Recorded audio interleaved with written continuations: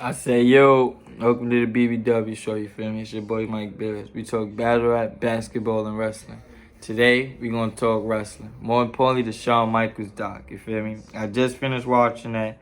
I got mad notes, a whole page full of notes, you feel me? Gangsta, a whole thing full of notes, a whole thing full of notes. You feel me? I think it was great. I ain't gonna hold you. It was great. One thing about this that separated this from all the other ones besides Stone Cold was like, we already know. I feel like we already know more about Shawn Michaels than we do. You feel me? Like I feel like we already in tune. If you already know about him, if you know, you know. You feel me? That's what I'm trying to say. I feel like a lot of this stuff we just already knew. We just ain't hear like certain people speak on it. You feel me? So this is some of the important notes I took. You feel me? One, it starts in the preview with Ric Flair calling him the greatest of all time. That's crazy to me. Gangster.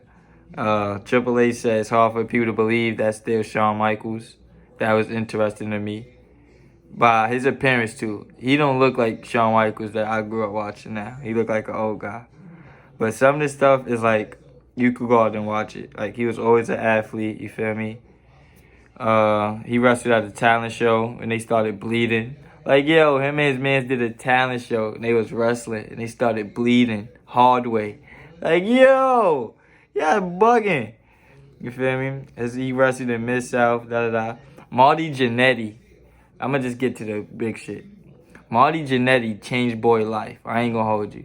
Marty Jannetty brung out the attitude, Shawn Michaels, the coke and all of that. Cause he grew up in his dad was a military guy. You feel me? He grew up in a military family. You feel me?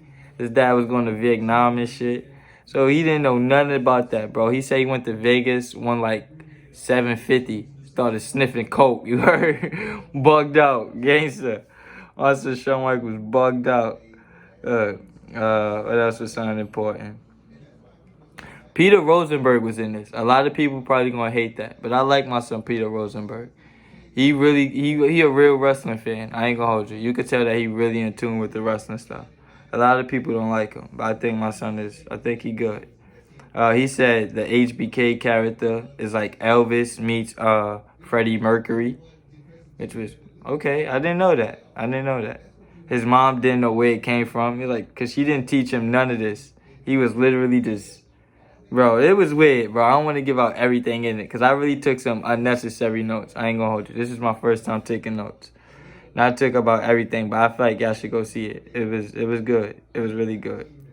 What's some of the great stuff he said? The Click. Vince said that he didn't listen. Like the Click didn't change his mind on things, but they had great ideas and he listened to them.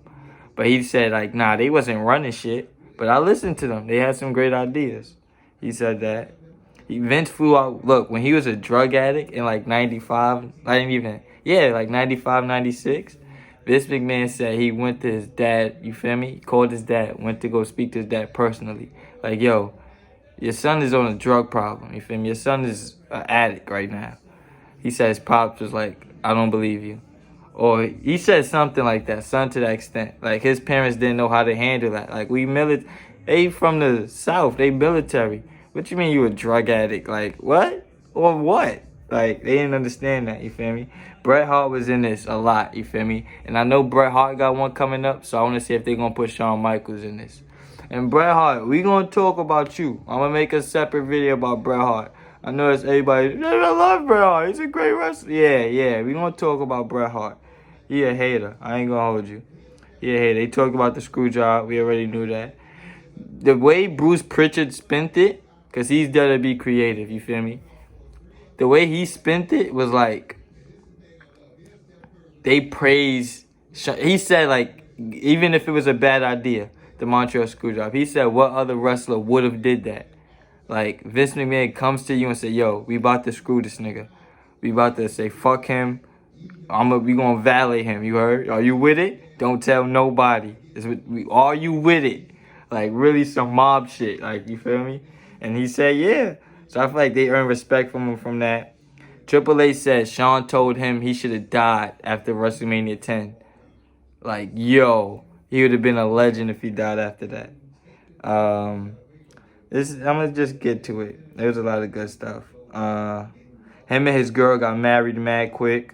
Mad quick. Like 6 weeks they got married. The Nitro girl. That's about it. That's about it. I feel like I took unnecessary notes. I heard Kevin Nash say this, not on this documentary, but I heard him say this before, that he feels like Shawn Michaels is the Michael Jordan of wrestling. I don't feel like that. I feel like Shawn Michaels is the Kobe Bryant of wrestling. Because there's two different Shawn Michaels. There's Shawn Michaels post-back injury, which was a great career. I ain't gonna hold you. Before he had the back injury, it was a great career. And then there's post-Shawn Michaels back injury. That was really good too. So it's like those is two whole separate careers. Just like Kobe with number 8 and number 24. Number 8, Kobe won 3 rings and got busy. But number 24 is the one that they say is better than Jordan. So I feel like Shawn Michaels is the Kobe Bryant of wrestling. You feel me? That's about it though. I'm gonna I might review the other ones that I watch. I might not. We're gonna see.